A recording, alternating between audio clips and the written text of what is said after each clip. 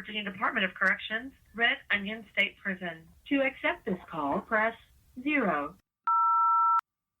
This is Randall Via, and I'm currently serving 1,214 years for capital murder in the state of Virginia in Red Onion State Prison in the USA. There's a guy in Seattle, Washington, in the United States named Andrew who's very keen on knowing how this whole process, this podcast works. And my website has received quite a few emails over the last year or so asking about this. You know, how do I do this? What's the process? Who's behind it? Who helps? So on and so forth. So today, I'm going to break it down for you. This podcast has been going for over a year. I think we're episode 57.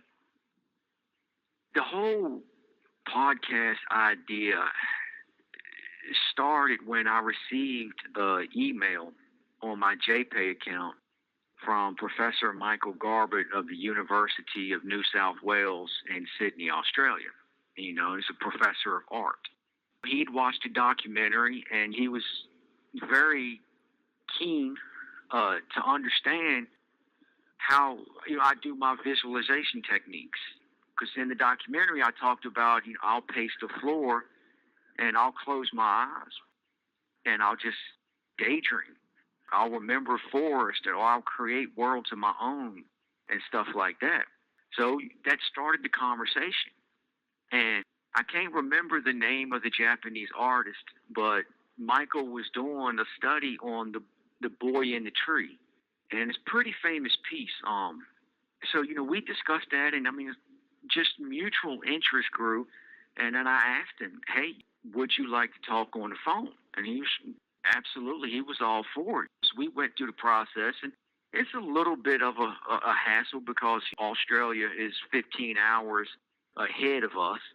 So to get the connection to where, you know, we could get approval for the phone calls, he had to wake up at like 3 o'clock in his morning to accept it and go through all of that and everything. You know, so getting the time to get the phone right and catch him right is, you know, it can be tricky sometimes. They're 15 hours ahead of us. You know, sometimes we can go several weeks without catching up with one another.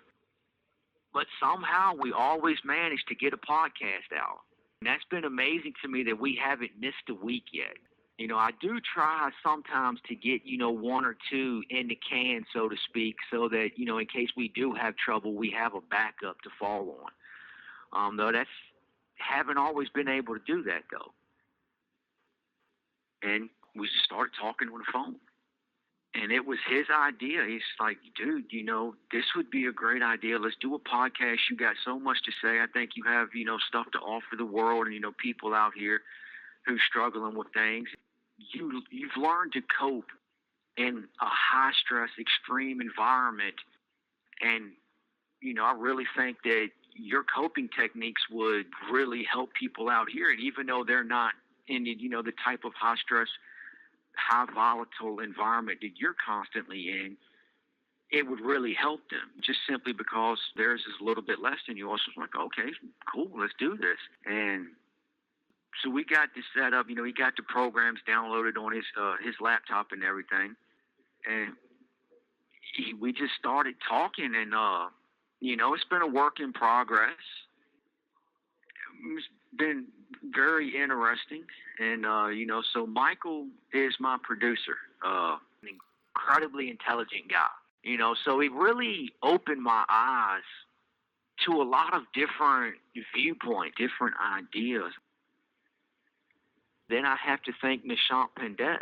He's the one that helped Michael to set up the podcast and the website and do the coding and the writing for it, you know, and help with come up with the format and everything. Jooyeon, who's a dear friend of mine, she's a pretty funny lady. She does all my editing, and you know, she spends a lot of time, you know, doing that to try to clean up, you know, whatever background noise there is, you know, when the connection on the phone isn't that good, you know, I mean, she does a lot of hard work over and over and over again to make me sound good, which is a Herculean task, you know, in my opinion. But I look at this as a responsibility, not just to myself, but to Michael, who is the brainchild of this. Michael Garbutt is the one who started this. The reason you hear me, the reason I'm a better person 57 episodes into the podcast than I was on the first episode is all due to Michael Garbutt. And it's all due to my wonderful editor. They've been incredible. They have put so much time and effort and their own money into producing this podcast. It's not me. I mean, technically, I guess I'm the talent of the podcast, but without Michael, Nishan, and my wonderful editor, I'm screwed. I'm not the same person I am today. I don't think I would have grown as much as I've grown in this last year if it wasn't for them three and if it wasn't for you listening to me.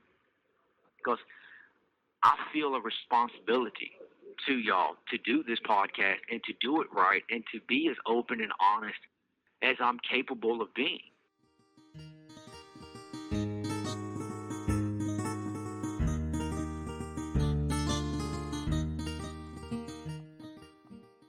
The thing about the phones is when we first started doing it, I was in D1 pod, which was a level 6 so-called population pod. And I put population pod in air quotes because they only had a couple of guys in that pod.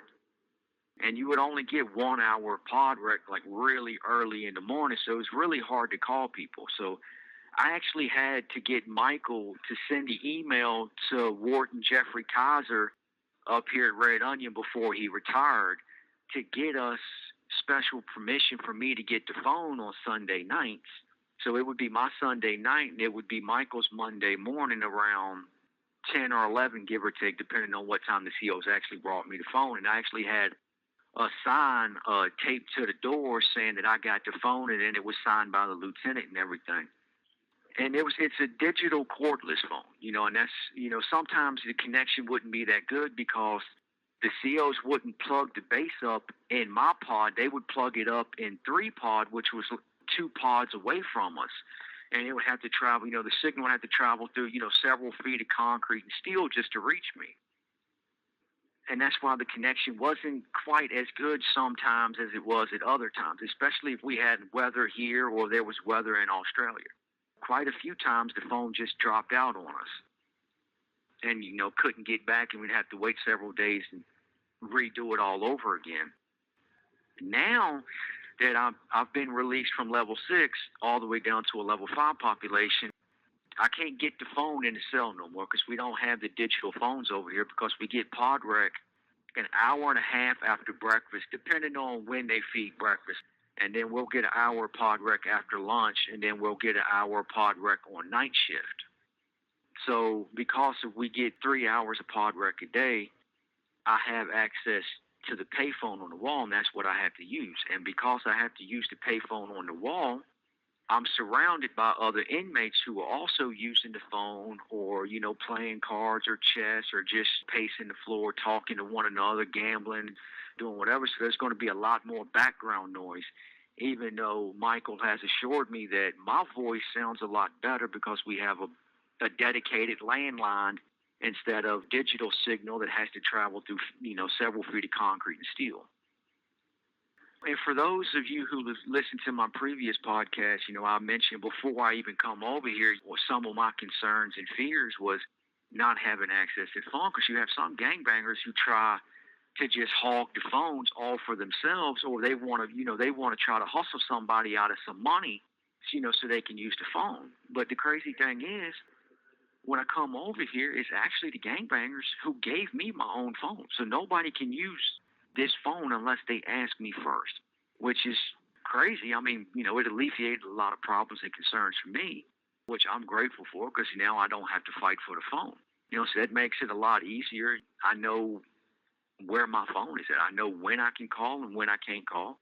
And it makes things a lot easier. Plus, it gives me a lot more access to Michael.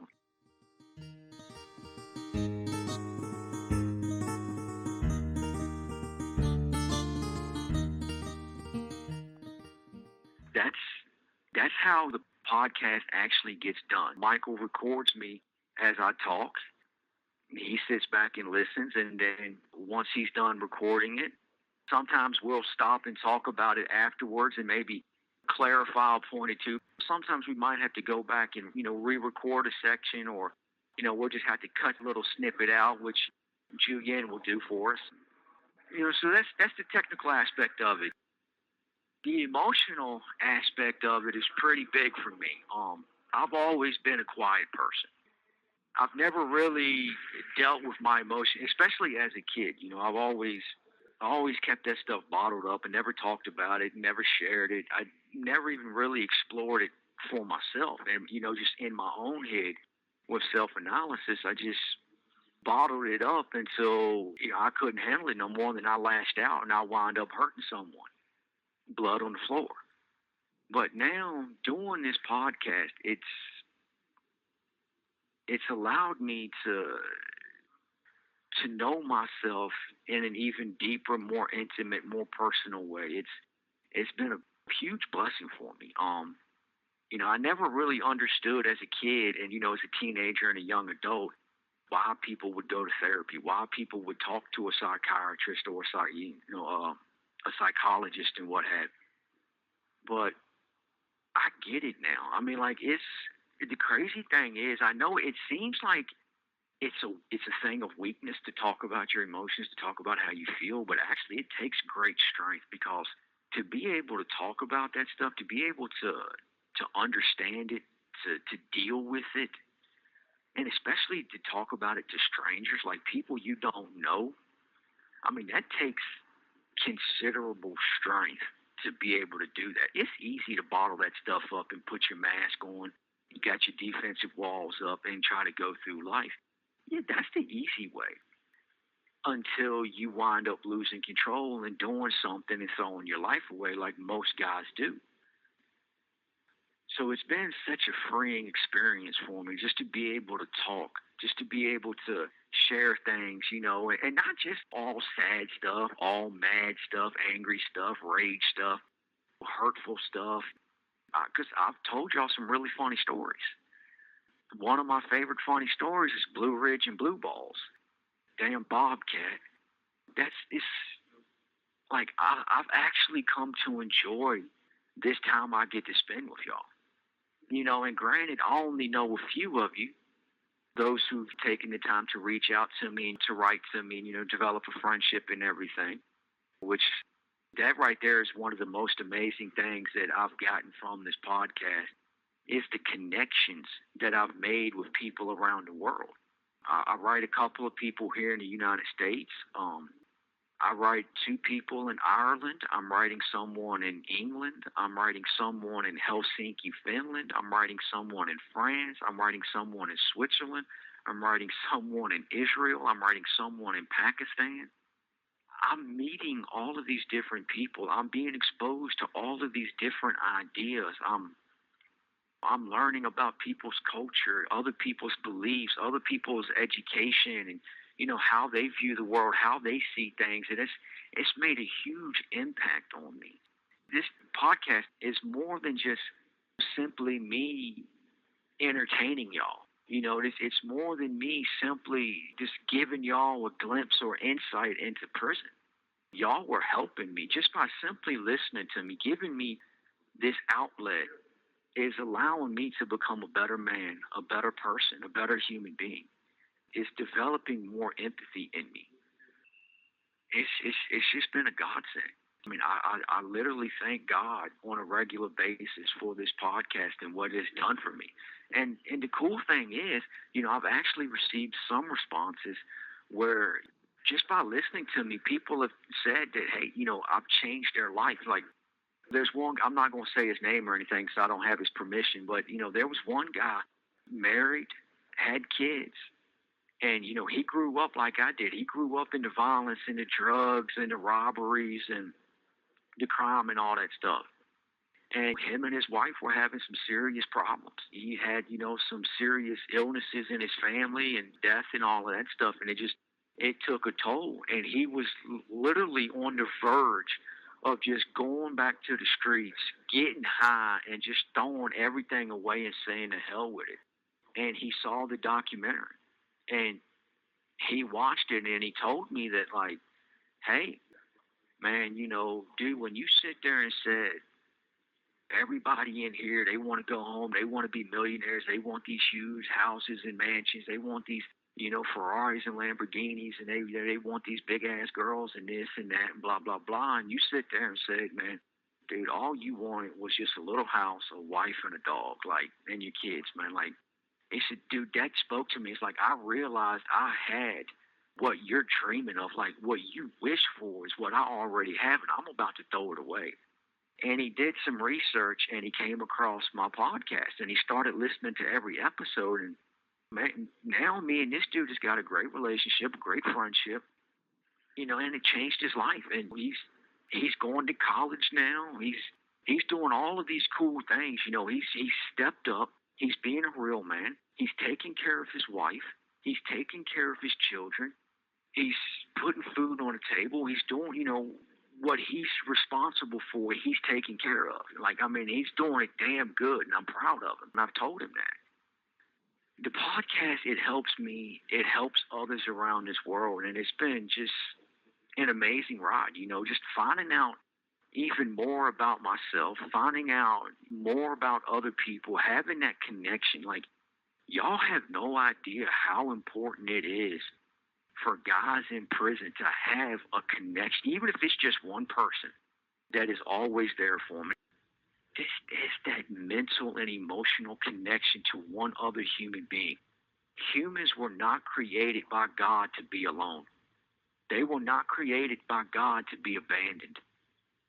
So when you can reach out to someone, and when someone can reach out to you and you can have that connection, you can have that dynamic where you talk and you share and you get to know one another, and you laugh, you joke, you cry together.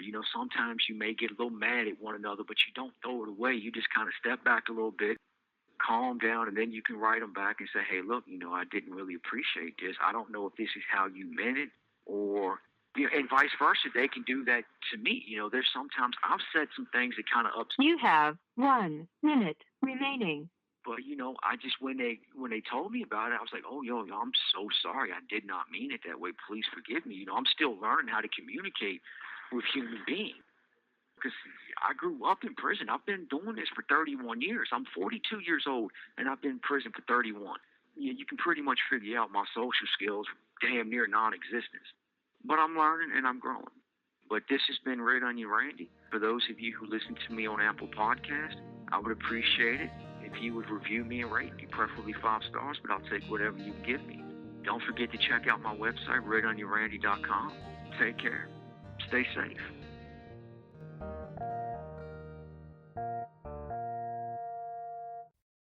Thank you for using GTL.